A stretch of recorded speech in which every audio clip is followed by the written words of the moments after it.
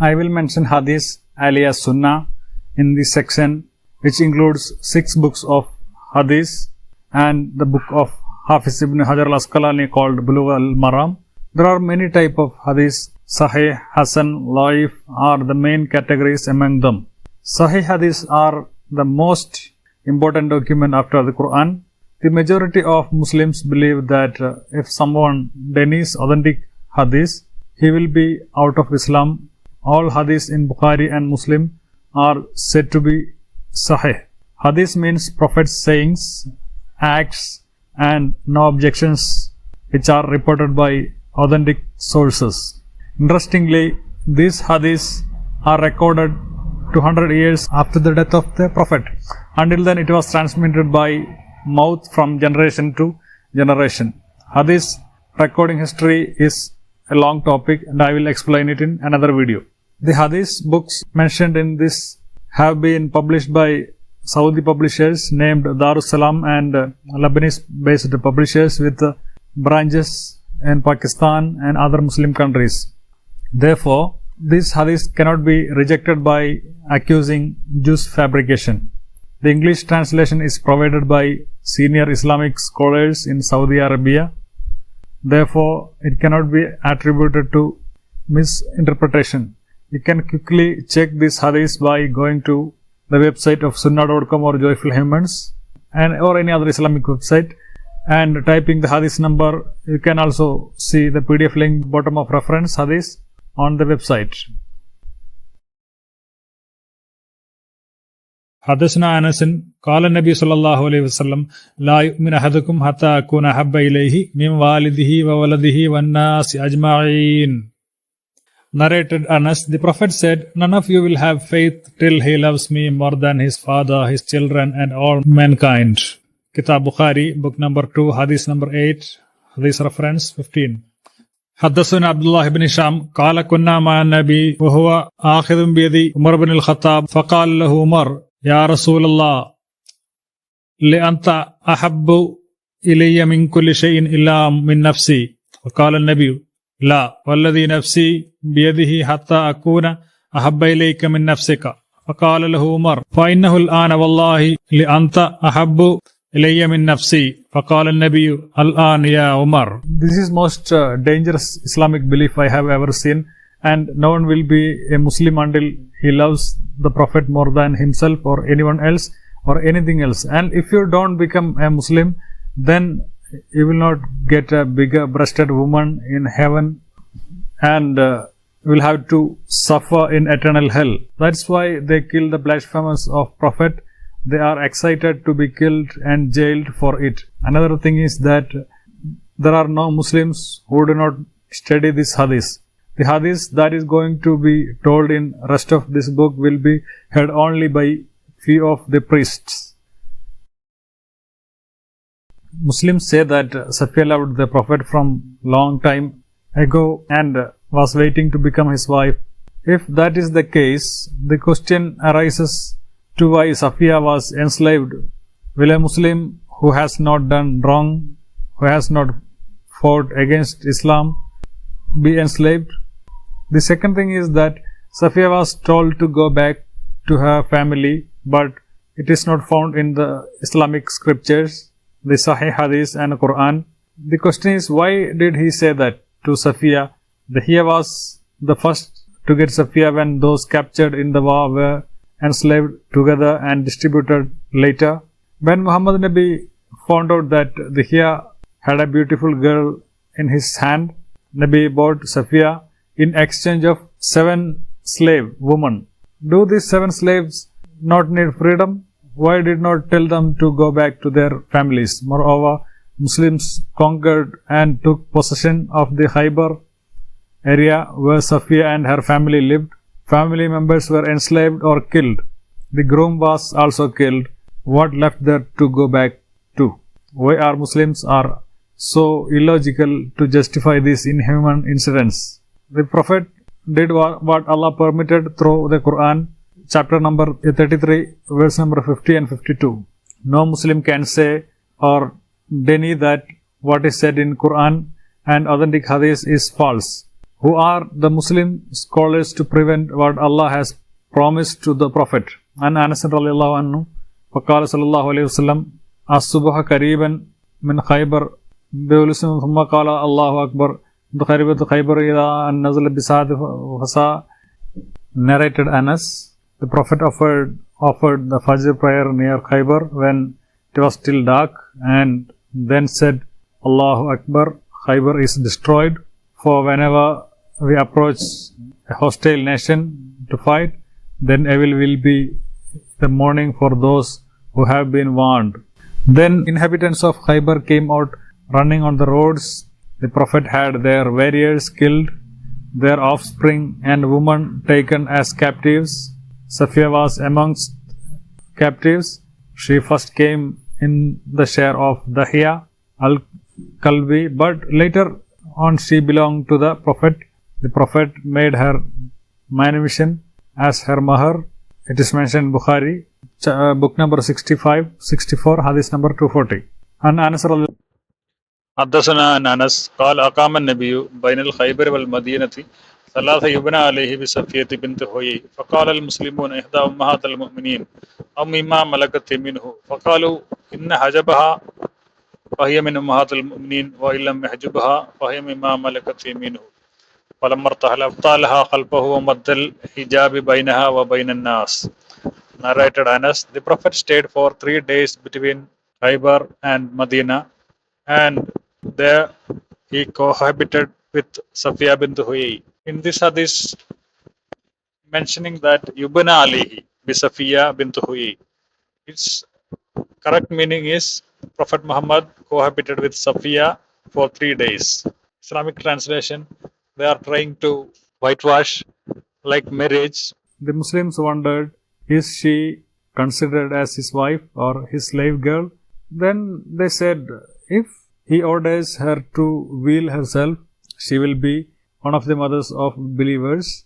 But if he does not order her to veil herself, she will be a slave girl. So when the Prophet proceeded from there, he spared her space behind him on his she-camel and put a screening veil between her and the people.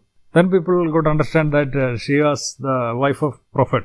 It's mentioned in Bukhari, Kitab number 67, Hadith number 23.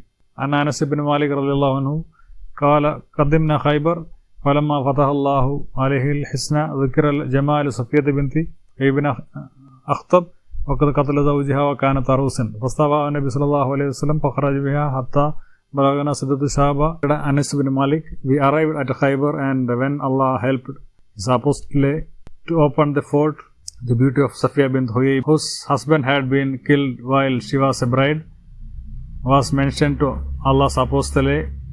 The Prophet selected her for himself and set out with her, and when we reached a place called Sidratul Sahaba, Safiya became clean from her menses. Then Allah's Messenger cohabited with her. Then we proceeded towards Medina. This hadith mentioned in Bukhari, Kitab number 64, hadith number 251. And Anas and Nabi sallallahu alayhi wa sallam, Istari Safiya bisaba ar'us, Qal Abdul Rahman min Dahil Qalbi. It was narrated from Anas that the Prophet bought Safiya for 7 slaves. One of the narrators said that it is from Dahil al-Kalbi he bought. It is mentioned in Kitab Ibn Majah, Kitab number 12, Hadith number 136. It is Sahih.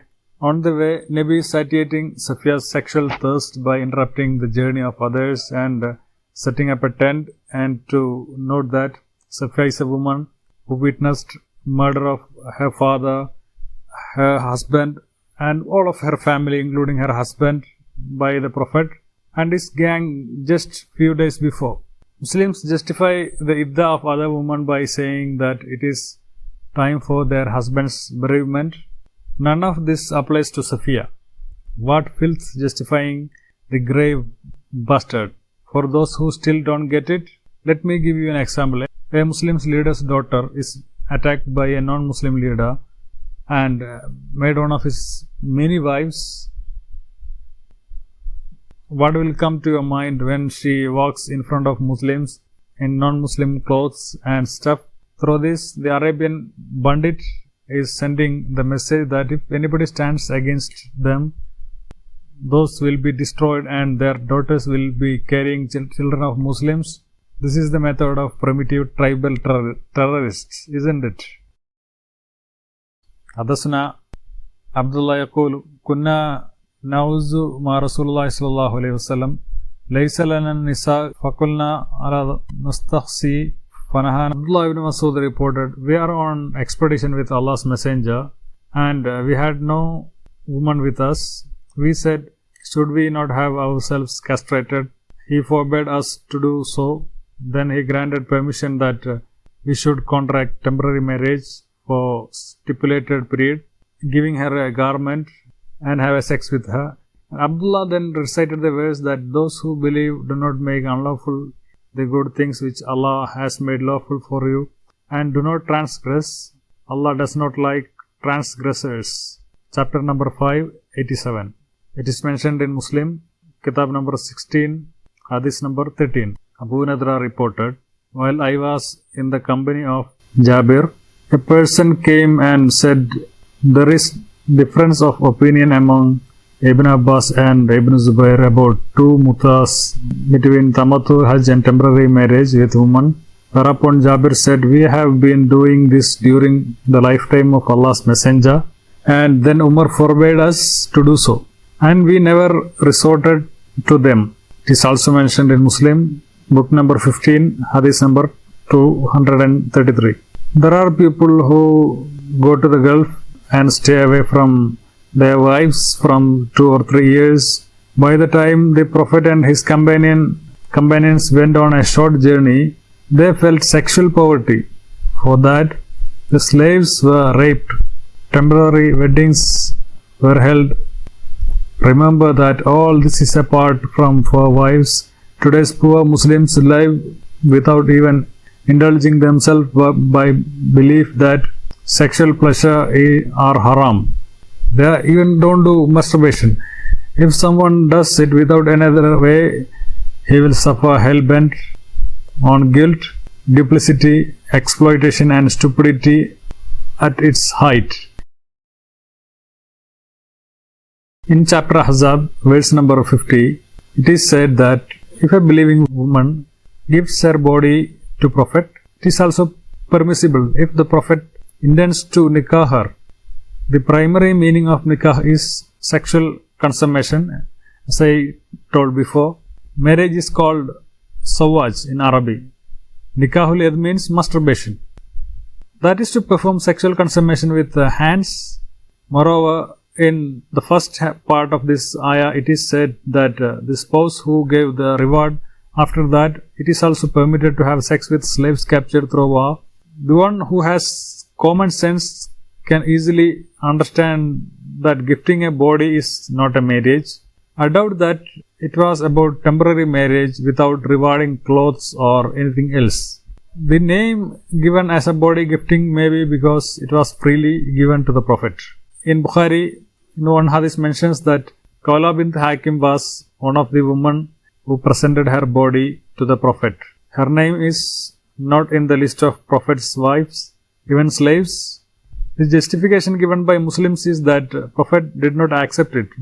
That is, if the hadith reports that Abu Jahl was killed, does it mean that Abu Jahl was not killed? If the Prophet does not accept it, then the hadith should report that Khawla tried to present her body to the Prophet, but Prophet denied it. Aisha has no need to feel bad about such woman. Contrary, hadith reports that Khawla was one of the women who presented her body to the Prophet. Bukhari clearly mentions many times about the woman who expressed their desire to give their body to Prophet, but the Prophet rejected that proposal. There is no room for ambiguity in that. More than that, it is something that Allah has allowed for the Prophet. حدثنا هشام عن أبيه قال كانت خولة بنت حاكم من اللائي وهبنا أنفسهن للنبي صلى الله عليه وسلم فقالت عائشة أما تستحي المرأة أن تهب نفسها للرجل فلما نزلت ترجى من تشاء منهن قلت يا رسول الله أرى ربك لا يسارع في هواك. Rawahu Sa'ib narrated Hisham's father. Khawla bint Hakim was one of those ladies who presented themselves to the Prophet. For For marriage, they added. Aisha said, doesn't a lady feel ashamed for presenting herself to a man? But when the words, O Muhammad, you may postpone or turn off any of them, your wives, that you please.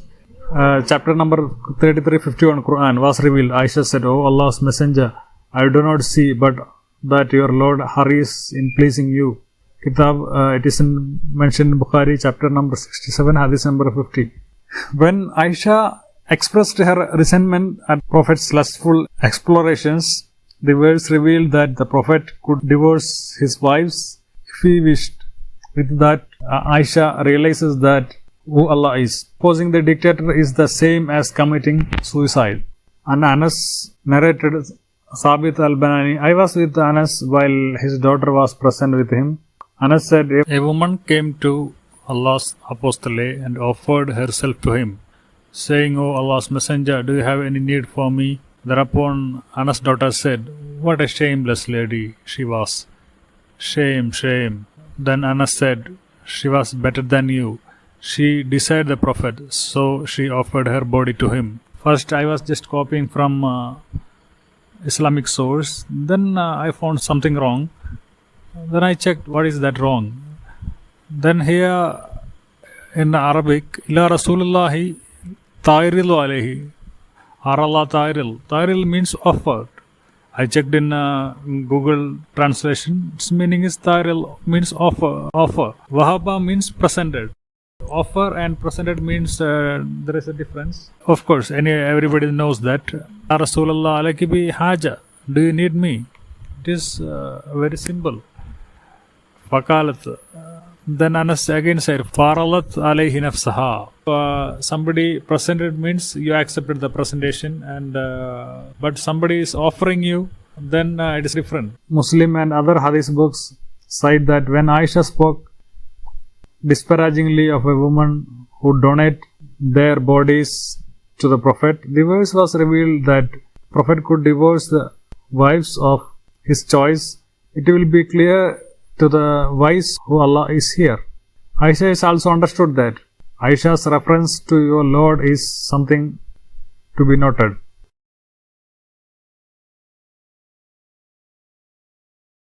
It was narrated from Anas that the Messenger of Allah had a female slave with whom he had intercourse, but Aisha and Hafsa would not leave him alone until he said that she was forbidden for him. Then Allah the Mighty and Sublime revealed, O Prophet, why do you forbid yourself that which Allah has allowed to you? Until the end of the verse, Kitab Nasai, book number 36, hadith number 21. This is a Sahih hadith. In the explanation after hadith 3411, in the book Sunnah Nasai published by Darussalam, scholars of hadith say that the two situations where wives forbade drinking honey and having sex with slave may have happened very close together, and therefore the words mean both. Drinking honey in a plain jar is not thought to irritate wives. The Prophet must have poured honey somewhere on the slave's body and drank it, maybe in private parts.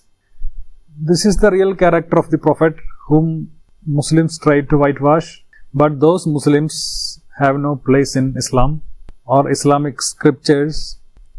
They are just hypocrite and they Muslims. It was narrated that Aisha said, I noticed that the Messenger of Allah was missing and I thought he had gone to visit one of his concubines. So I looked for him and I found him prostrating and saying, Rabbi Afurli Asrartu Umma Alantu. It is mentioned in An-Nasai. Through this hadith, we understand that Prophet had many slaves and concubines, and it is Sahih hadith. If you deny it, you will become a kafir like me. Narrated Al-Awza, I asked Az-Zuhri, which of the wives of Prophet sought refuge with Allah from him? He said, I was told by Urwa that Aisha said, when the daughter of Al-Jawn was brought to Allah's Messenger, and he went nearer her, she said, I seek refuge with Allah from you. He said, you have sought refuge with the great, return to your family. Kitab Bukhari, book number 68, hadith number 4. Muslims will normally claim that this Umayma was one of the wives of Prophet. We never heard that name in the list of wives of Muhammad, and Muslims will bring this hadith to prove their stance.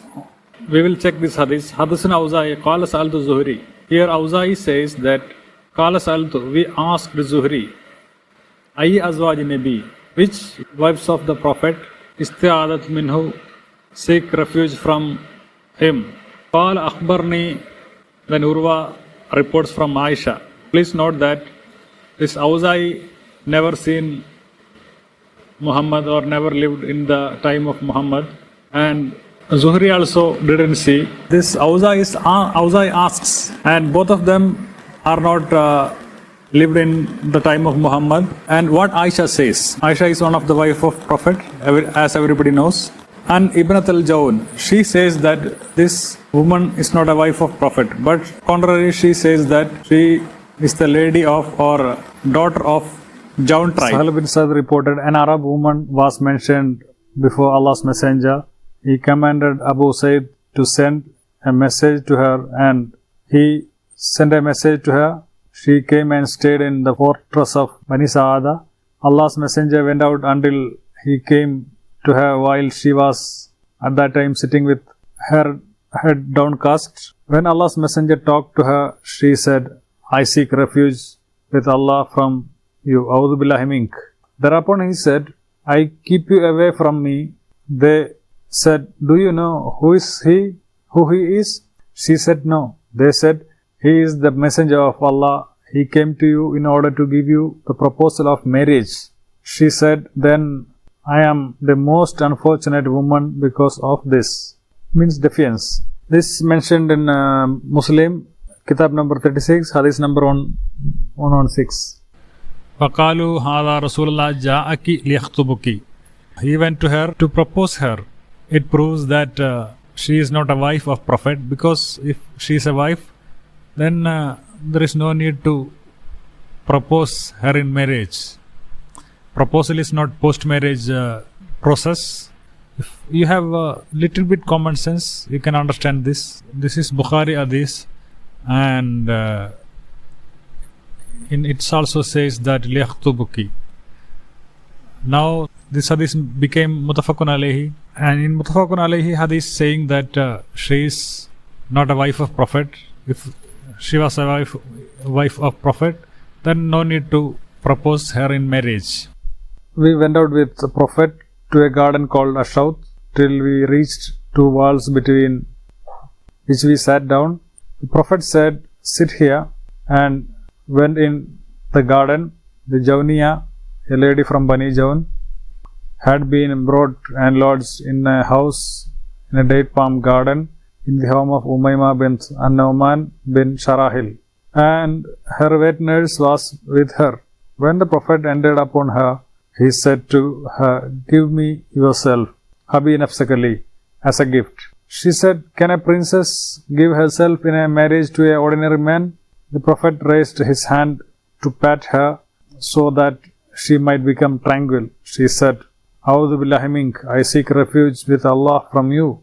He said, you have sought refuge with one who gives refuge. Then Prophet came out to us and said, Abu Said, give her 2 white linen dresses to wear and her go back to her family. This hadith mentioned Kitab al-Bukhari, book number 68, hadith number 5. Allah's Apostle permitted his companions to contract temporary marriage with a woman in the year of victory. So I and a friend of mine from Banu Sulaim went out until we found a young woman of Banu Amir who was like a young she-camel having a long neck. We proposed to her for contracting temporary marriage with us and presented to her our clocks as dower. She began to look and found me more handsome than my friend, but found my friend more beautiful than my clock. She thought in her mind for a while, but then preferred me to my friend. So I remained with her for the 3 nights, and then Allah's Messenger commanded us to part with them, such women. This is mentioned in Muslim. You can see that whole thing doesn't fit together. It is said that woman was the wife of the Prophet. In that case, there is no need to say that the Prophet went to see that woman to propose a marriage. Yaqtubuki, it is also clearly mentioned in some hadiths. If she was a wife, there is no reason not to know the Prophet. Is it the bride who does not know that the person entering the room is her husband? Do Muslims consider those who touch their bodies as husbands, even if the wife reacts negatively without knowing that it is the husband?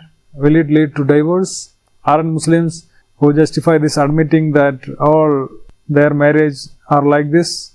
Anyone with common sense will understand that this is not a wedding, but what take place in resorts and streets of brothels.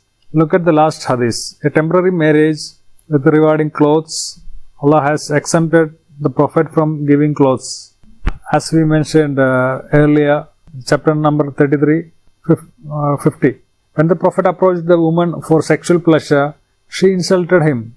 The Prophet escapes from the situation by giving 2 linen garments so as not to embarrass himself in front of his followers. That is how I understand this incident.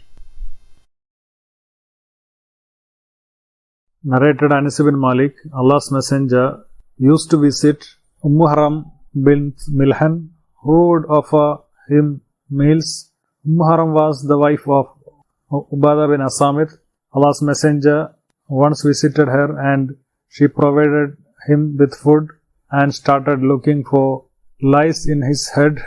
When Allah's Messenger slept, she sailed on the sea during the Caliphate of Muawiyah ibn Abi Sufyan, and after she disembarked, she fell down from her riding animal and died. This hadith mentioned in Bukhari, Kitab number 56, hadith number 7. Some say that Harami is the aunt of the Prophet, but there is no proof of that. The reporter says in this hadith that she is Usama's wife, yet the relationship with the Prophet is not specified, which means that there is no family relationship with the Prophet. Muawiyah ruled 30 years after the death of the Prophet. If a woman is still healthy, she will be a good young woman at the time of the Prophet. Moreover, Haram is an Ansari woman and the sister of Sulaim. Sulaim is the mother of Anas. There are no hadiths that mentions any relationship between Anas and the Prophet or between Sulaim. Maybe sleeping on the lap of somebody's wife. Hadith regarding this has been reported in all hadith book. جاءت Sulaim يا رسول الله صلى الله عليه وسلم فقال يا رسول الله على النبي صلى الله عليه وسلم رأت الماء. Muslim came to Allah's Messenger and said, verily Allah is not shy of telling you the truth. Is it necessary for a woman to take a bath after she has wet dream? The Prophet replied, yes, if she notices a discharge. Salama then covered her face and asked, O Allah Messenger, does a woman get a discharge? He replied, yes, let your right hand be in dust. An Arabic expression you say to a person when contradict his statement, meaning he will not achieve goodness. And that is why the son resembles his mother. It is in Bukhari, book number 3, hadith number 72. Akbarna Muslim kalimat Rasulullah sallallahu alaihi wasallam Aisha jalisan faqalad lahu ya Rasulullah inna Allah la yastahi min al-haq araid al-maradu tara fi an-nawmi. It was narrated from Urwa that Aisha told him that Muslim spoke to the Messenger of Allah when Aisha was sitting there. She said to him, O Messenger of Allah, Allah is not shy to tell the truth. Inform me, if a woman sees in a dream what men see, she should perform ghusl from that. The Messenger of Allah said to her, yes. Aisha said, I expressed my displeasure and said, does a woman see that? The Messenger of Allah turned to me and said, may your right hand be covered with dust. How else would child resemble her? It is mentioned in Nasai Hadith, book number 1, chapter number, Hadith number 197. This is Sahih Hadith. In one Hadith, Salama was the wife who was with him. In another Hadith, Aisha is the one. Muslim scholars say that both are correct. That is another interesting topic. But here the Prophet tells such an unscientific joke. The Prophet says that the appearance of children is determined by the moisture found in the genitals of a woman or whatever is contained in that moisture. His wife Aisha and Salam did not know that women will have wet dreams. Narrated Anas. The Prophet prayed in the house of Sulaim, and I, along with an orphan, stood behind him while Sulaim stood behind us. Kitab, Bukhari, Book 10, Hadith 262, Hadith reference 871. It should be noted here that Anas and other orphan boy are not mature enough to recognize things on its merits or their merits.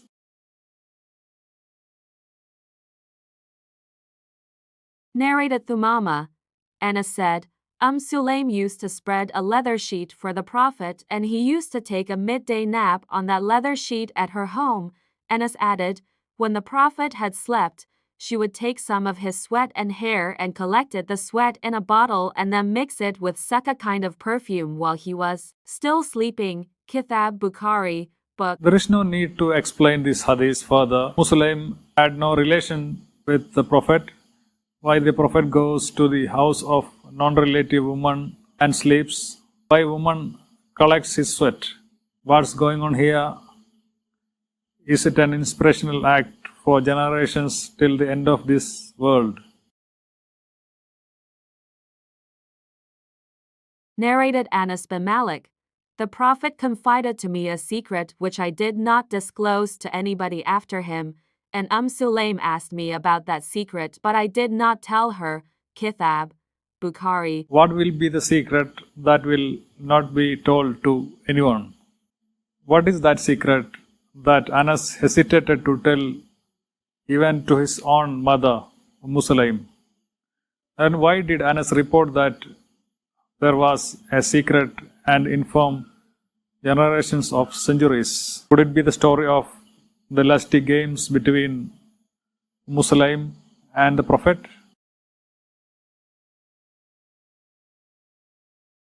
Aisha reported that Salah bint Suhail came to Allah's apostle and said, Messenger of Allah, I see on the face of Abu Hudhaifa signs of disgust on entering of Salim, who is an ally, into our house. Whereupon Allah's apostle said, Suckle him. She said, How can I suckle him as he is a grown-up man? Allah's messenger smiled and said, I already know that he is a young man. Amr has made this addition in his narration that he participated in the Battle of Badr, and in the narration of Ibn Umar the words are, Allah's messenger laughed.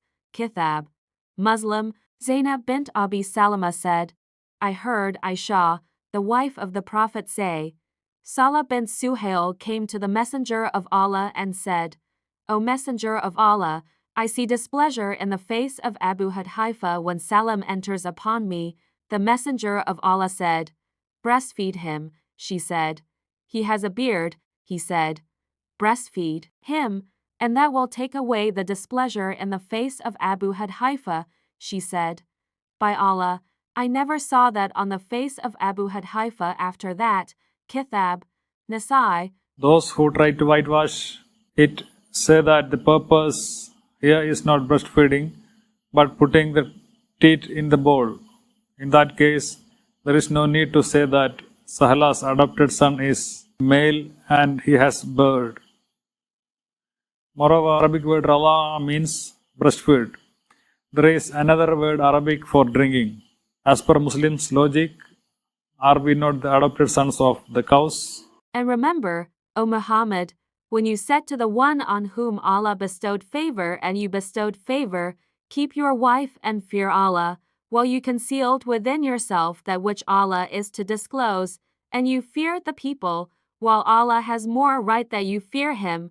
So when Zayd had no longer any need for her, we married her to you in order that there not be upon the believers any discomfort concerning the wives of their adopted sons when they no longer have need of them, and ever is the command of Allah accomplished.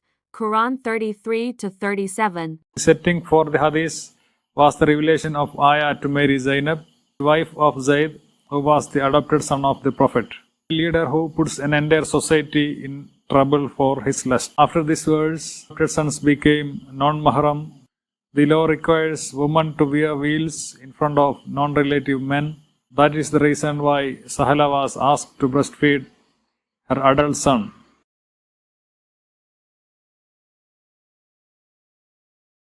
Narrated Qatada, Anas bin Malik said, the Prophet used to visit all his wives in a round during the day and night, and they were 11 in number.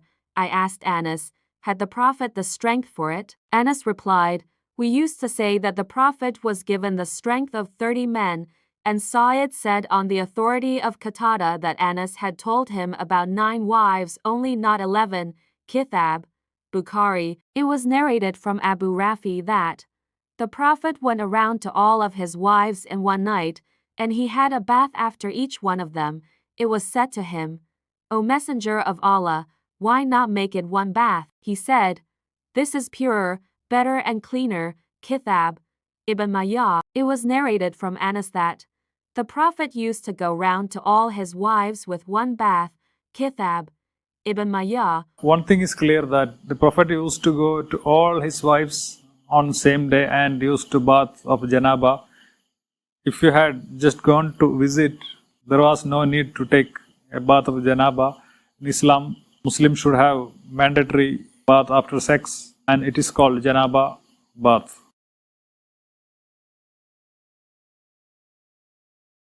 Abu Sa'id al-Khudri reported that at the Battle of Hunain, Allah's Messenger sent an army to Adas and encountered the enemy and fought with them. Having overcome them and taken them captives, the companions of Allah's Messenger seemed to refrain from having intercourse with captive women because of their husbands being polytheists. Then Allah, Most High, sent down regarding that, and women already married, except those whom your right hands possess. Chapter 4 verse number 24, i.e., they were lawful for them when their Ida period came to an end. Kitab, Muslim. Even if a woman captured in war have husbands, Muslims can rape them. Islam's protection of women is immense. Then what is the meaning of saying that the Prophet and his companions married many times to give life to women?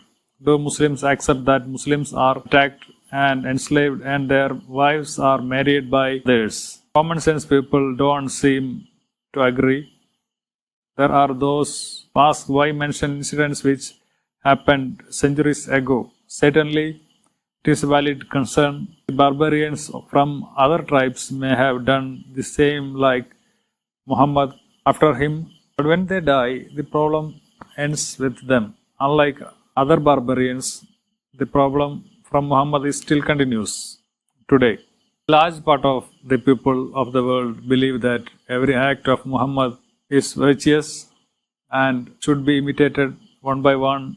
A large number of humans are loving him more than their life or anything else, and very few of them are recreating his barbarism.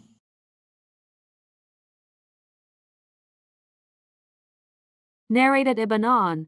I wrote a letter to Nafi, and Nafi wrote in reply to my letter that the Prophet had suddenly attacked Bani Mustalik without warning while they were heedless and their cattle were being watered at the places of water. Their fighting men were killed and their women and children were taken as captives. The Prophet got Juwariya on that day. Nafi said that Ibn Umar had told him the above narration and that Ibn Umar was in that army. Kitab, Bukhari. Narrated Ibn Maharis. I saw Abu Sa'id and asked him about coitus interruptus. Abu Sa'id said, we went with Allah's apostle in the Ghazwa of Bani al-Mustalik and we captured some of the Arabs as captives, and the long separation from our wives was pressing us hard and we wanted to practice coitus interruptus. We asked Allah's Messenger whether it was permissible. He said, it is better for you not to do so. no soul, that which Allah has destined to exist up to the day of resurrection, but will definitely come into existence. Kitab, Bukhari. Narrated Abu Sa'id al-Khudri, that while he was sitting with Allah's Messenger he said, O Allah's Messenger, we get female captives as our share of booty, and we are interested in their prices. What is your opinion about coitus? Interrupt us. The Prophet said, Do you really do that? It is better for you not to do it. No soul that which Allah has destined to exist, but will surely come into existence. Kitab, Bukhari. Prophet and his gang attacked the natives engaged in work and livelihood, looting their property and enslaving people including children and women. Greatest of Muslim men who answers the question of whether the semen should be released inside or outside while raping enslaved women. Muslims were asking that question because once enslaved women have children, they cannot be sold. That is what the Prophet's companions wanted to do, rape without having children. Narrated Abu Sa'id al-Khudri, when the tribe of Bani Qurayza was ready to accept Sa'di's judgment, Allah's Messenger sent for Sa'di, who was near to him. Sa'di came, riding a donkey, and when he came near, Allah's Messenger said to the Ansar, Stand up for your leader. Then Sa'di came and sat beside Allah's Messenger, who said to him, These people are ready to accept your judgment. Sa'di said, I give the judgment that their warriors should be killed and their children and women should be taken as prisoners. The Prophet then remarked, O Sa'di, you have judged amongst them with or similar to the judgment of the King Allah. Kitab. Prophet Muhammad was the one who attacked, plundered, enslaved, and raped many tribes of the Arabian Peninsula and made a living from 1/5 of it.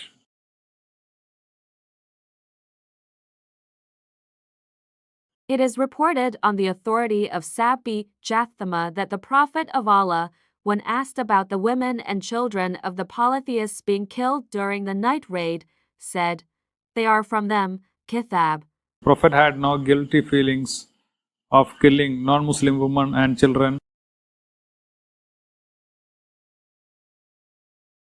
Narrated Buraidah, the Prophet sent Ali to Khalid to bring the kumus of the booty, and I hated Ali, and Ali had taken a bath after a sexual act with a slave girl from the kumus. I said to Khalid, Don't you see this, I Ali? When we reached the Prophet, I mentioned that to him. He said, O Buraidah, do you hate Ali? I said, Yes. He said, Do you hate him? For he deserves more than that from the kumus. Kitab, Bukhari. It was narrated that Musa bin Abi Aisha said, I asked Yahya bin al-Jazar about this verse, and know that whatever of spoils of war that you may gain, verily, 1/5 of it is assigned to Allah and to the Messenger. He said, I said, How much of the kumus did the Prophet take? He said, 1/5 of the kumus. Kitab, Nasai. Prophet who conquered all of Arabia and looted. The Prophet's way of life was to send his men to all of Arabia and loot their property on the pretext that they did not accept Islam and take 1/5 of it as commission. The issue here is not that Ali raped the slave. Others did not like Ali's use of a slave woman who was the share of the Prophet. We have discussed that topic before. What is to be seen here is that the Prophet took 1/5 of the booty from Yemen.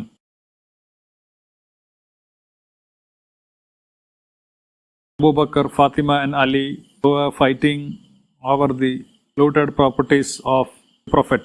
Many people shed crocodile tears saying that Prophet Muhammad left this world as a poor person and scolded these foolish believers. At the time of his death, the Prophet was in possession of large estates in Khaybar, Fadak and Medina. When Fatima went to ask for it, Abu Bakr did not give it. Because of that, Fatima never spoke to Abu Bakr again. The mullahs, scholars of Islam, taught us that the Prophet and his children were great people who had no desire for the world, even his companion. Didn't they say that it is a big mistake to stay angry with someone for more than 3 days? Moreover, the properties of Khaybar, Medina, and Fadak were not bought or inherited by the Prophet. Jews were attacked and driven away and looted. Hadiths, which are precepts of Islam, present us with the Sahaba, who are the people who fight for it. It is not only Mutafakun alayhi, almost all Hadith books have reported this Hadith. It is a long hadith. Say in this hadith, they say Fatima alayhi salam, not radiallahu anha. It is like Shia tradition, not Sunni tradition. But Bukhari is a Sunni book, and it is very revered book of Sunni and very important book of Sunni after Quran. أرسلت أبي بكر تسأله ميراثها من رسول الله مما أفاء الله بالمدينة وفدك وما بقي من خمس الخيبر فقال أبو بكر لا نورث ما تركنا صدقة. Okay, I will explain it in English. Narrated Aisha, Fatima, the daughter of the Prophet, sent someone to Abu Bakr when he was a caliph, asking for her inheritance of what Allah's Messenger had left of the property bestowed on him by Allah from the Fi'i booty gained without fighting in Medina, and Fadak, and what remained of the Kumus of the Khaybr booty. On that, Abu Bakr said, Allah's Messenger said, our property is not inherited, whatever we leave is sadaqah, but the family of the Prophet Muhammad can eat of this property. By Allah, I will not make any change in the state of the sadaqah of Allah's Messenger and will leave it as it was during the lifetime of Allah's Messenger, and will dispose of it as Allah's Messenger used to do. So Abu Bakr refused to give anything of that to Fatima, so she became angry with Abu Bakr and kept away from him, and did not task him till she died. She remained alive for 6 months after the death of the Prophet. When she died, her husband, Ali, buried her at night without informing Abu Bakr, and he said the funeral prayer by himself. When Fatima was alive, the people used to respect Ali much, but after her death, Ali noticed a change in the people's attitude towards him. So Ali sought reconciliation with Abu Bakr and gave him an oath of allegiance. Ali had not given the oath of allegiance during those months, the period between the Prophet's death and Fatima's death. Ali sent someone to Abu Bakr saying, come to us, but let nobody come with you, as he disliked that Umar should come. Umar said to Abu Bakr, no, by Allah, you shall not enter upon them alone. Abu Bakr said, what do you think they will do to me? By Allah, I will go to them. So Abu Bakr entered upon them. And then Ali uttered tashahhud and said to Abu Bakr, we know well your superiority and what Allah has given you, and we are not jealous of the good what Allah has bestowed upon you, but you did not consult us in the question of the rule, and we thought that we have got a right in it because of our near relationship to Allah's Messenger. Thereupon Abu Bakr's eyes flowed with tears, and when Abu Bakr spoke, he said, by him in whose hand my soul is, to keep good relations with the relatives of Allah's Messenger is dearer to me than to keep good relations with my own relatives. But as for the trouble which arose between me and you about his property, I will do my best to spend it according to what is good, and will not leave any rule or regulation which I saw Allah's Messenger following in disposing of it, but I will follow. On that, Ali said to Abu Bakr, I promise to give you the oath of allegiance this afternoon. So when Abu Bakr had offered the Zuhr prayer, he ascended the pulpit and uttered the tashahhud, and then mentioned the story of Ali and his failure to give the oath of allegiance, and excused him, accepting what excuses he had offered. Then Ali got up, and praying to Allah for forgiveness, he uttered tashahhud, praised Abu Bakr's right, and said that he had not done what he had done because of jealousy of Abu Bakr or as a protest of that Allah had favored him with. Ali added, but we used to consider that we too had some right in this affair of rulership, and that Abu Bakr, did not consult us in this matter, and therefore caused us to feel sorry. All the Muslims became happy and said, you have done the right thing. The Muslims then became friendly with Ali as he returned to what the people had done by giving the oath of allegiance to Abu Bakr. Kitab, Bukhari and Muslim. During the Battle of Uhud, The Prophet had stationed workers on top of the hill under the leadership of Abdullah ibn Zubair. When the Meccans felt that battle was lost, they retreated. When the women's legs were uncovered and their anklets were visible, the Muslims' archers rushed down the hill to catch them. Taking advantage of that opportunity, Meccans climbed the mountain and won the battle. Narrated El-Bara, we faced the pagans on that day of the Battle of Uhud, and the Prophet placed a batch of archers at a special place and appointed Abdullah bin Jubair as their commander and said, "Do not leave this place. If you should see us conquering the enemy, do not leave this place, and if you should see them conquering us, do not come to help us." So, when we faced the enemy, they took to their heels till I saw their women running towards the mountain, lifting up their clothes from their legs, revealing their leg bangles. The Muslims started saying, "The booty, the booty." Abdullah bin Jubair said, "The Prophet had taken a firm promise from me not to leave this place, but his companions refused to stay. So when they refused to stay there, Allah confused them so that they could not know where to go, and they suffered 70 casualties. Abu Sufyan ascended a high place and said, 'Is Muhammad present amongst the people?' The Prophet said, 'Do not answer him.' Abu Sufyan said, 'Is the son of Abu Quafa present among the people?' The Prophet said, 'Do not answer him.' Abu Sufyan said, 'Is the son of Al-Khattab amongst the people?' He then added, 'All these people have been killed, for were they alive, they would have replied.' On that, Umar could not help saying, 'You are a liar, O enemy of Allah. Allah has kept what will make you unhappy.' Abu Sufyan said, 'Superior may be Hubal.' On that the Prophet said to his companions, 'Reply to him.' They asked, 'What may we say?' He said, 'Say, Allah is more elevated and more majestic.' Abu Sufyan said, 'We have the idol El-Uzza, whereas you have no Uzza.' The Prophet said to his companions, 'Reply to him.' They said, 'What may we say?' The Prophet said, 'Say, Allah is our helper and you have no helper.' Abu Sufyan said, 'This day compensates for our loss at Badr, and in the battle the victory is always undecided and shared in turns by the belligerents. You will see some of your dead men mutilated, but neither did I urge this action, nor am I sorry for it.' Narrated Jabir, some people took wine in the morning of the day of Uhud and were then killed as martyrs. Kitab Bukhari, Hadith reference 4043. I doubt that Prophet banned alcohol because of the Battle of Uhud was defeated. Muslims consider ideal men to be men who run to grab a woman's legs and drink alcohol.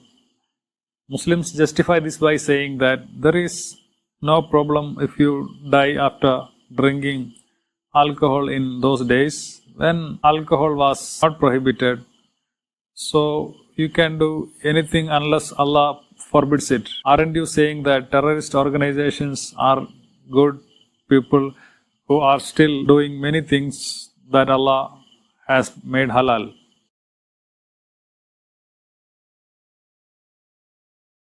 Ali bin Abu Talib reported, "There fell to my lot along with Allah's messenger an old she-camel from the spoils of Badr. Allah's messenger granted me another camel. I made them kneel down one day at the door of an Ansari, and I wanted to carry on them idkir, a kind of grass, in order to sell that. There was a goldsmith of the tribe of Kanuka I sought to give a wedding feast on the occasion of marriage with Fatima, with the help of that the price accrued from the sale of this grass, and Hamza b. Abdul Muttalib was busy drinking in that house in the company of a singing. She said, 'Hamza, get up for slaughtering the fat she-camels.' Hamza attacked them with the sword and cut off their humps and ripped their haunches, and then took out their livers. I said to Ibn Shihab, 'Did he take out anything from the hump?' He said, 'He cut off the humps altogether.' Ibn Shihab reported Ali having said, 'I saw this horrible sight and it shocked me, and I came to Allah's apostle, and there was Zayd b. Haritha with him, and communicated to him this news. He came in the company of Zayd, and I also went along with him, and he went to Hamza, and he expressed anger with him. Hamza raised his eyes and said, Are you not but the servants of my father? Allah's messenger turned back on his heels on hearing this until he went away from them. Kitab, Muslim. It is a hadith reported as Muttafaqun alayhi in Bukhari and Muslim. This is also found in other hadith books. This hadith has no great significance because Hamza is not a prophet, but we will get an idea of the character of those who are considered as great exemplary people. If you read this hadith, you will understand that going to war is not only because of faith, but also to get a share of booty.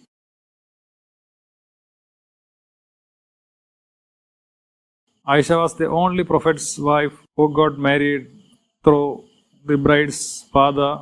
Other wives were consulted directly. Thus only came to know that some women are the prophet's wife only when they see those wearing veils, because the prophet had sex slaves who are not stipulated to wearing veils. Wore veils and stayed with the prophet were considered as his wife by his companions. It is unthinkable today to become a wife at the age of playing a puppet. Aisha, who started living together with the Prophet at the age of 9, became a widow at the age of 18. That is, at the age of marriage. The command of the Prophet was that his wife should not marry after him. Muslims justify this, that Aisha did not express any objection here. There is no opposition to the government in the Gulf countries and in Taliban or Afghanistan. There are protests in Europe, India and other democratic countries where dictators rule. There is no opposition. It is natural. Nobody will dare to oppose any dictator.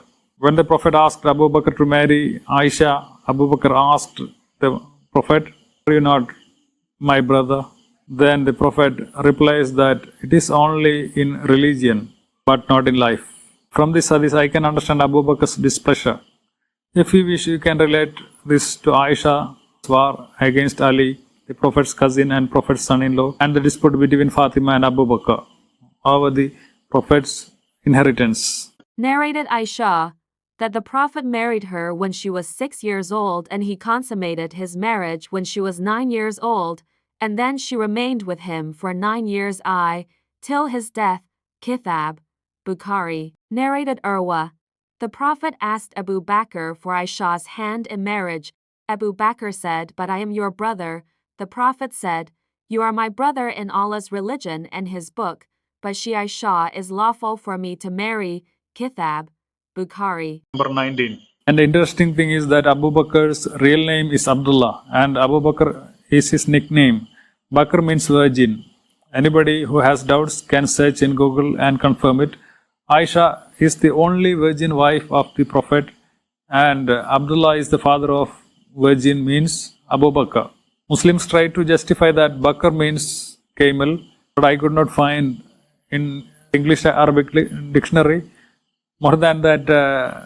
Maybe he will not like to call father of camel.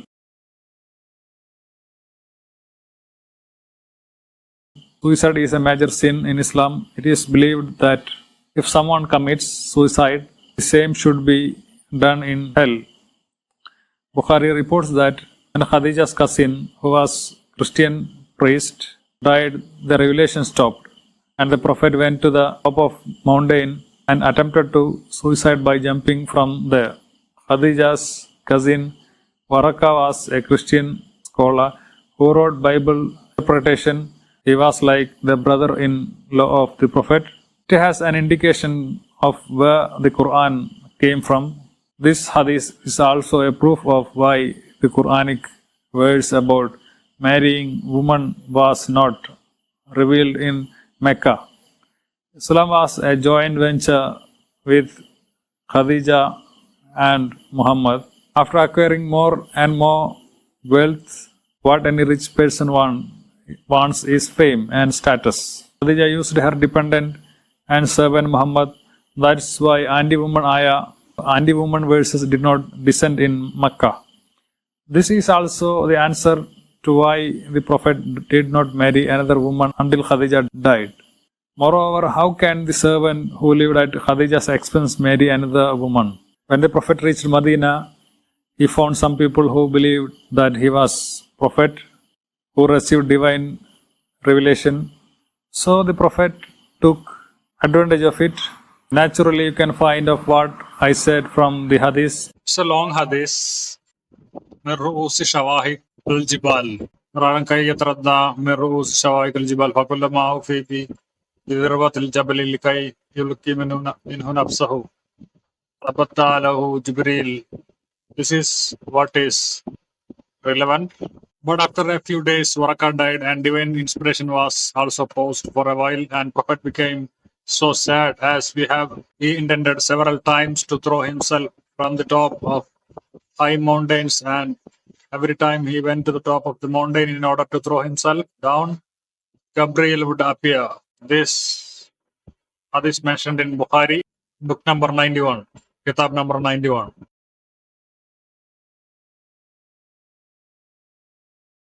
This hadith is very long hadith. The words in this hadith, Umsus bibalari lata, are relevant.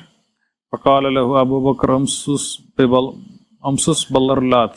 And its meaning is that Abu Bakr said to him, go and suck your female deity Lata's kant. Lata is the name of the goddess worshipped by the Quraysh, pagan tribes in Mecca. What exemplary men they are. The Prophet did not object to Abu Bakr's act. It happened in the Prophet's presence. If anything happens in the Prophet's presence and the Prophet has no problem with it, it is an exemplary act in Islam and will be rewarded in heaven.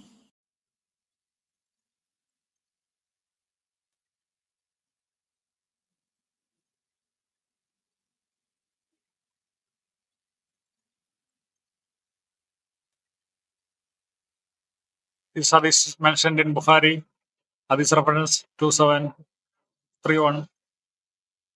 If you will search Umsus Biballarilat in Sunnah.com, see the same hadith, Umsus Ballarilat, same hadith. This is a Saudi website, Sunnah.com, not a Jewish website. Okay, there is a reference here. Yudi ibn Damura said, I saw with Ubay a man who was attributing himself in lineage with an attribution of Jahiliyyah. So Ubay told him to bite his father's male organ and did not speak figuratively. I was explicit. So his companions looked at him. He said, it appears that you disapprove of it. Then he said, I will never show apprehension to anyone with regards to this.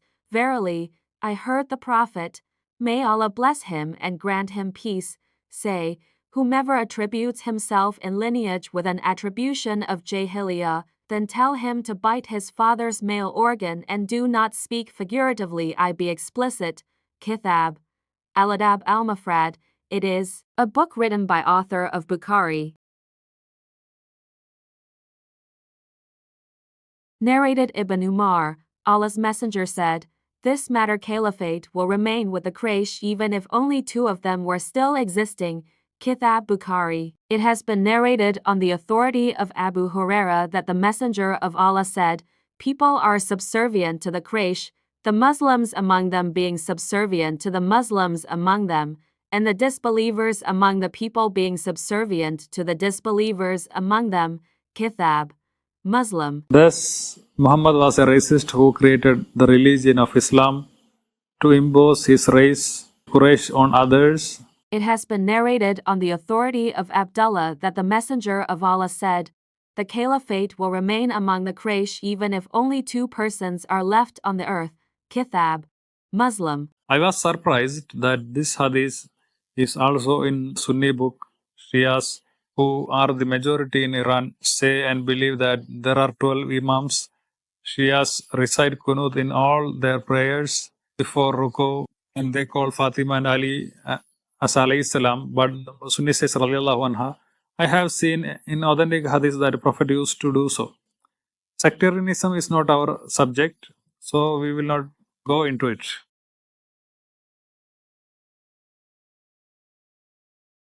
the Prophet asks his followers to bring the Jew out of his house at night and trick him into killing him. Chagandur Maulavi's disappearance took place in Kerala, one of the states in India. A terrorist attack that took place without leaving a single trace of evidence. The accused were not punished because there was no vote bank from the victim side and the opponents had strong influence. Almost the same thing happened in that incident as the same incidents as stated in following hadiths. Perpetrators may be inspired from this. Narrated Jabir bin Abdullah, Allah's Messenger said, "Who is willing to kill Ka'b bin al-Ashraf who has hurt Allah and His Apostle?" Thereupon Muhammad bin Maslama got up saying, "O Allah's Messenger, would you like that I kill him?" The Prophet said, "Yes." Muhammad bin Maslama said, "Then allow me to say a false thing to deceive Ka'b." The Prophet said, "You may say it." Then Muhammad bin Maslama went to Ka'b and said, "That man Muhammad demands sadaqah zakat from us, and he has troubled us, and I have come to borrow something from you." On that, Ka'b said, "By Allah, you will get tired of him." Muhammad bin Maslama said, "Now as we have followed him, we do not want to leave him unless and until we see how his end is going to be. Now we want you to lend us a camel load or some difference between narrators about a camel load or two." Ka'b said, "Yes, I will lend you, but you should mortgage something to me." Muhammad bin Maslama and his companion said, "What do you want?" Ka'b replied, "Mortgage your women to me." They said, "How can we mortgage our women to you, and you are the most handsome of the Arabs?" Ka'b said, "Then mortgage your sons to me." They said, "How can we mortgage our sons?" Later they would be abused by the people saying that so and so has been mortgaged for a camel load of food. That would cause us great disgrace, but we will mortgage our arms to you. Muhammad bin Maslama and his companion promised Ka'b that Muhammad would return to him. He came to Ka'b at night along with Ka'b's foster brother, Abu Naila. Ka'b invited them to come into his fort, and then he went down to them. His wife asked him, "Where are you going at this time?" Ka'b replied, "None but Muhammad bin Maslama and my foster brother Abu Naila have come." His wife said, "I hear a voice as if dropping blood is from him." "They are none but my brother Muhammad bin Maslama and my foster brother Abu Naila." A generous man should respond to a call at night even if invited to be killed. Muhammad bin Maslama went with two men. Some narrators mention the men as Abu bin Jabir, Al-Harith bin Aus and Abad bin Bishr. So Muhammad bin Maslama went in together with two men and said to them, "When Ka'b comes, I will touch his hair and smell it, and when you see that I have got hold of his head, strip him, I will let you smell his head." Ka'b bin al-Ashraf came down to them wrapped in his clothes and diffusing perfume. Muhammad bin Maslama said, "Have never smelt a better scent than this." Ka'b replied, "I have got the best Arab women who know how to use the highest class of." Muhammad bin Maslama asked Ka'b, "Will you allow me to smell your head?" Ka'b said, "Yes." Muhammad smelt it and made his companions smell it as well. Then he asked Ka'b again, "Will you let me smell your head?" Ka'b said, "Yes." When Muhammad got a strong hold of him, he said to his companions, "Get at him." So they killed him and went to the Prophet and informed him. Abu Rafi was killed after Ka'b bin al-Ashraf. Kitab, Bukhari, Book 64, Hadith 84, Hadith reference 4000.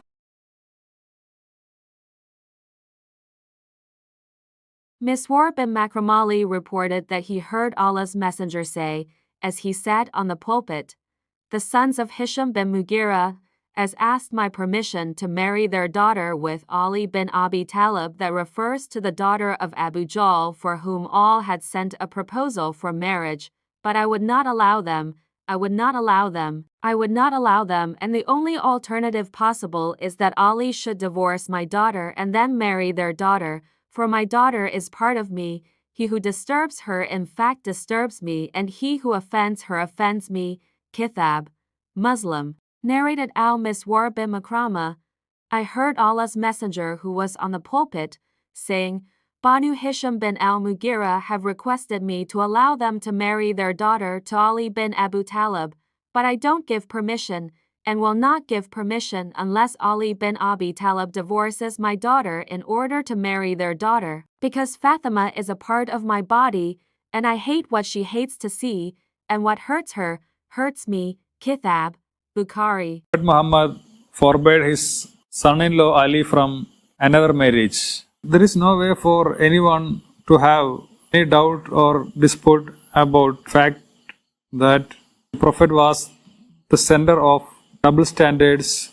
When Ali thought about another marriage, the Prophet stood on the administrative center of Medina and shouted that his daughter did not want her husband to go for another marriage, and he justified this by saying that the proposed bride was forbidden because she was the daughter of Abu Jahl, enemy of Islam. Cousin Safiya, the daughter of Huyay, the enemy of Islam.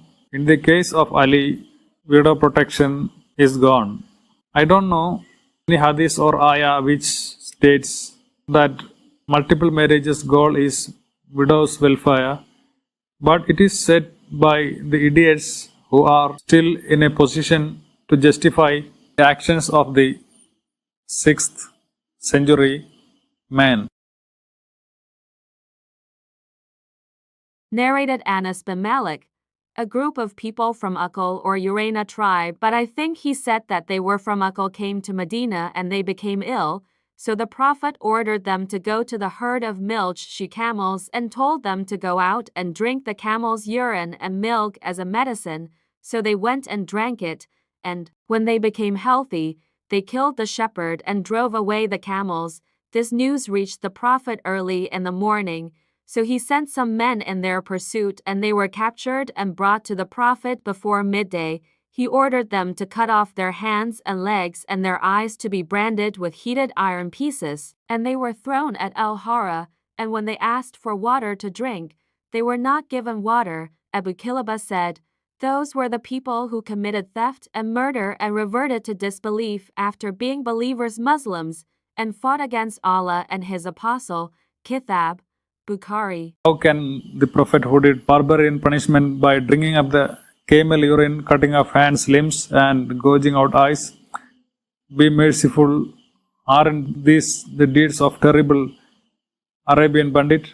This hadith has been reported many times in almost all hadith books. This can never be denied.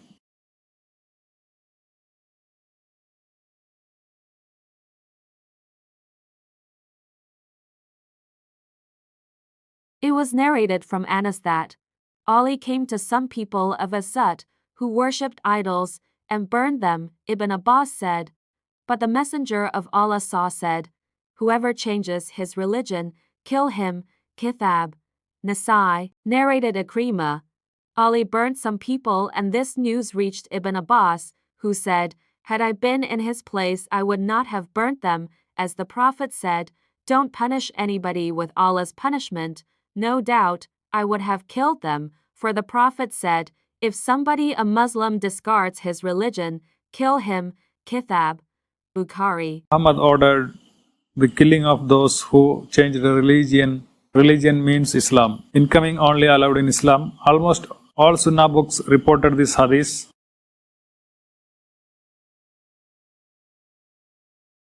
Narrated Abdullah ibn Abbas, a blind man had a slave mother who used to abuse the Prophet and disparage him. He forbade her, but she did not stop.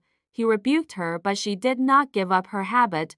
One night she began to slander the Prophet and abuse him, so he took a dagger, placed it on her belly, pressed it, and killed her. A child, who came between her legs, was smeared with the blood that was there. When the morning came, the Prophet was informed about it. He assembled the people and said, "I adjure by Allah the man who has done this action, and I adjure him by my right to him that he should stand up." Jumping over the necks of the people and trembling, the man stood up. He sat before the Prophet and said, "Messenger of Allah, I am her master. She used to abuse you and disparage you. I forbade her, but she did not stop, and I rebuked her, but she did not abandon her habit. I have 2 sons like pearls from her, and she was my companion. Last night she began to abuse and disparage you, so I took a dagger, put it on her belly and pressed it till I killed her. Thereupon the Prophet said, "Oh, be witness, no retaliation is payable for her blood." Kithab, Abu Dawud. What is important to note here is that the Prophet acquitted the killer because the victim insulted him. The only evidence for that is the killer's statement after killing a person. It is enough to accuse the slain person of blasphemy. Then you can avoid trial and punishment. What cruel and wild customs.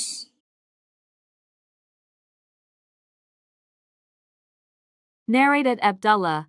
Once the Prophet was offering the prayer in the shade of the Kaaba, Abu Jahl and some Qurayshi men sent somebody to bring the abdominal contents of a she-camel which had been slaughtered somewhere in Mecca, and when he brought them, they put them over the Prophet. Then Fatima, the Prophet's daughter, came and threw them away from him, and he said, "O Allah, destroy the pagans of Quraysh. O Allah, destroy Quraysh. O Allah, destroy Quraysh," naming especially Abu Jahl bin Hisham, Utbah bin Rabi'a, Shayba bin Rabi'a, Al-Walid bin Utbah, Ubay bin Khalaf, and Uqbah bin Abi Mit.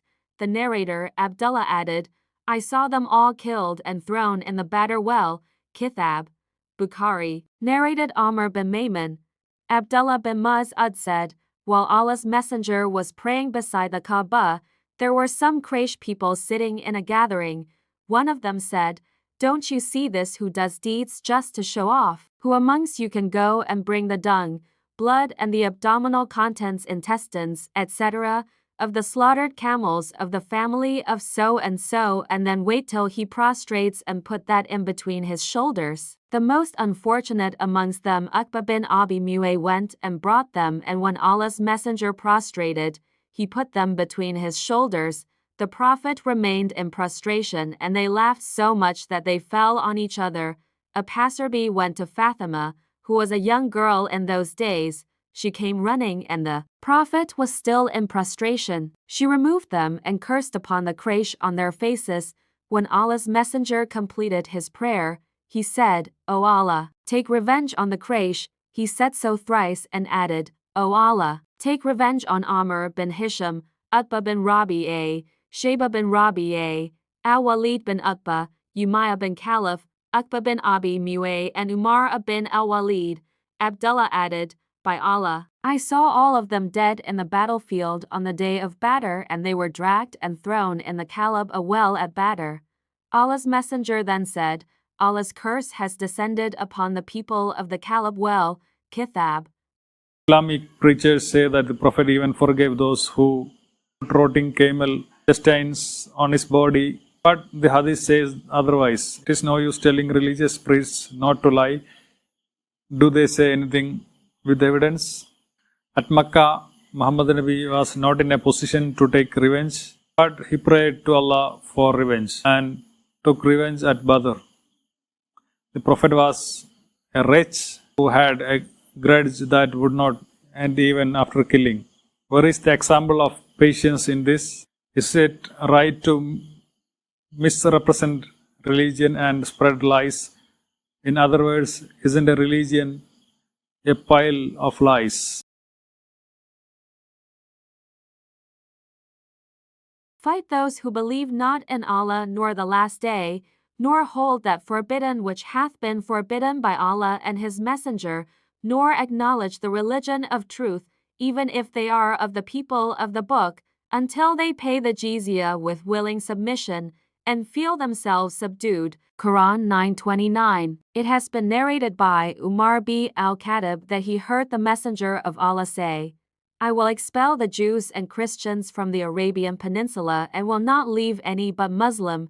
Kithab, Muslim. Ibn Umar reported that Umar bin al-Khattab expelled the Jews and Christians from the land of Hijaz, and that when Allah's Messenger conquered Khabar, he made up his mind to expel the Jews from it, the territory of Khabar, because, when that land was conquered, it came under the sway of Allah, that of his messenger and that of the Muslims. The Jews asked Allah's Messenger to let them continue there on the condition that they would work on it, and would get in turn half of the fruit of the trees, whereupon Allah's Messenger said, "We would let you continue there so long as we desire."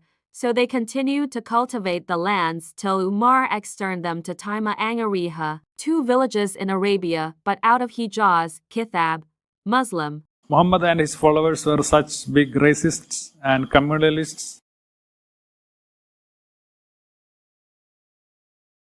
Abu Huraira reported Allah's Apostle as saying that Suleiman bin Daud once said, "I will go round in the night to my 90 wives, and every one of them will give birth to a child who will grow up as a horseman and fight in the cause of Allah." His companions said to him, "Say Insha'Allah," but he did not say Insha'Allah. He went round all of them, but none of them became pregnant but one, and she gave birth to a premature child, and by him in whose hand is the life of Muhammad, if he had said, Insha'Allah, his wives would have given birth to the children who would all have grown up into horsemen and fought in the way of Allah. Kithab.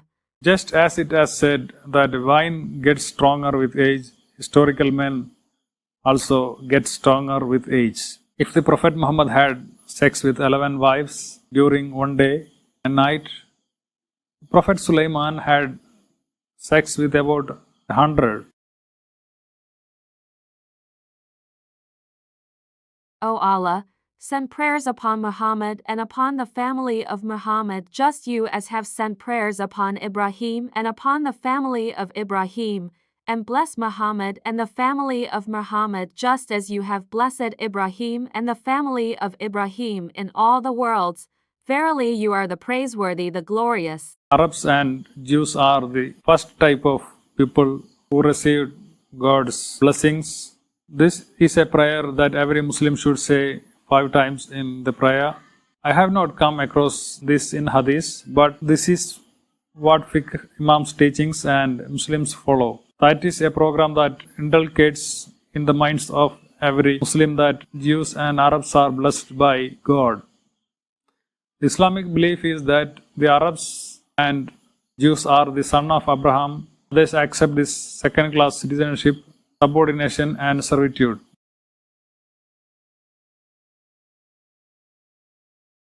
Khadija had a poor man from Makkah. When she found him trustworthy, she made him her third husband. He invited by a woman of wealth and fame. It is the fortune of poor man. How winning the lottery can be a revolution. Maybe he was chosen to be a dummy husband. Dummy will always be on a business trip to Syria. That's why there is a doubt as to whether he was the sperm donor for Khadija's children, because after Khadija's death, he married 11 times and had no children. It is neither unscientific nor logical to say that all 11 wives had infertility issues. Muhammad must not have had the ability to transfer sperm. Muhammad prohibited marriage of his wives after him through his pen name called Allah, maybe because to hide his impotence from others. Quran Surah 53. Even so, the women of that time enjoyed freedom. Muslim women not experience atrocity like nuns and the prohibition of widow marriage as in other places. But this year is 23, isn't it? Do Muslims aware that the calendar has changed? Why don't they change the smelly 6th century calendar and take the fastest flight to the 21st century? Narrated Suleiman bin Yasar. I asked Aisha about the clothes soiled with semen. She replied, I used to wash it off the clothes of Allah's Messenger, and he would go for the prayer while water spots were still visible.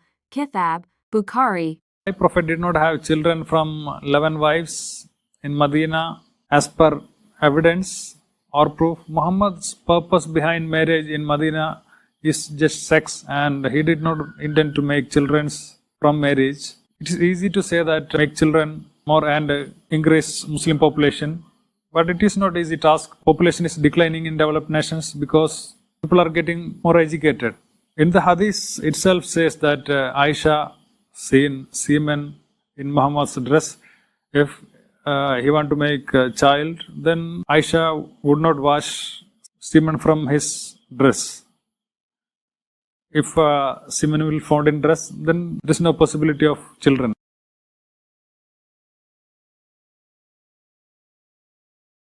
Narrated Maimuna, the wife of the Prophet, that she manumitted her slave girl, and the Prophet said to her, "You would have got more reward if you had given the slave girl to one of your maternal uncles." Kithab, Bukhari. Narrated Umar, I came and behold, Allah's Messenger was staying in a mashroba attic room, and a black slave of Allah's Messenger was at the top of its stairs. I said to him, "Tell the Prophet that here is Umar bin al-Khattab asking for permission to enter." Then he admitted me. Kithab, Bukhari. Narrated Anas ibn Malik. The Prophet brought Fatima a slave which he donated to her. Fatima wore a garment which, when she covered her head, did not reach her feet, and when she covered her feet by it, that garment did not reach her head. When the Prophet saw her struggle, he said, "There is no harm to you. Here is only your father and slave." Kithab, Abu Dawud. Narrated Jabir bin Abdullah. A man decided that a slave of his would be manumitted after his death, and later on he was in need of money, so the Prophet took the slave and said, "Who will buy this slave from me?" Nuaym bin Abdullah bought him for such and such price, and the Prophet gave him the slave. Kithab, Bukhari. It was narrated from Anas that the Prophet bought Safiya for 7 slaves. Sahih, one of the narrators, Abdur Rahman, said, from Dihya Kalbi. Kithab, Ibn Mayyah, Sahih. Narrated Jabir ibn Abdullah. We sold slave mothers during the time of the Messenger of Allah and of Abu Bakr. When Umar was in power, he forbade us and we stopped. Kithab, Abu Dawud. Slaves and slave trade. It seems that these hadiths are enough. Muslims can be seen justifying the slave trade because it existed at that time. But the trouble lies in insisting that the Quran is the book sent down by the Creator of the universe as a guide for the people of today and forever, and that Muhammad is the exemplary man appointed by God to be imitated by world until the end of the world, and his companions are to be respected and revered. If people accept that Islam is something to be dug up and covered up like Nazism in the last century, the problem is solved.